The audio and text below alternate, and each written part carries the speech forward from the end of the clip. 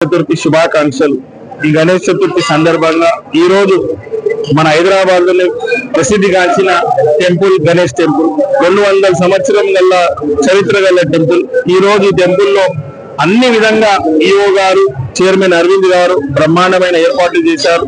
భక్తులు పెద్ద సంఖ్యలో విచ్చేసిన వాళ్ళకి ఎలాంటి ఇబ్బందులు లేకుండా అన్ని విధంగా ట్రాఫిక్ సమస్యలతో పాటు లా అండ్ ఆర్డర్ కూడా అన్ని పోలీసు వాళ్ళు చూసుకొని ఇక్కడ అన్ని బాగా జరిగింది। తెలంగాణ రాష్ట్ర ప్రజలకు సుభిక్షంగా సంతోషంగా అష్ట ఐశ్వర్యాలతో అభివృద్ధి బాటలో నడవాలని వారిని దర్శించుకొని వారిని ఆశీర్వాదం కోరడం జరిగింది।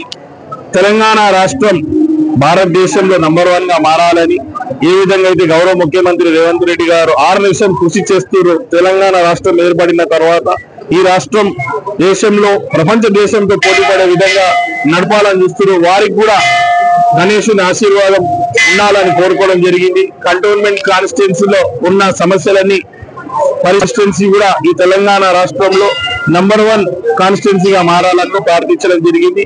ఈ యొక్క ఆలయం ఏర్పాట్లలో ఈఓ గారు చైర్మన్ గారు సభ్యులందరూ ఏ విధంగా అయితే ఏర్పాటు చేశారు ఇన్ని రోజుల నుంచి మంచిగా ఏర్పాటు చేసిన వాళ్ళకు హృదయపూర్వకంగా నా ఒక అభినందనలు।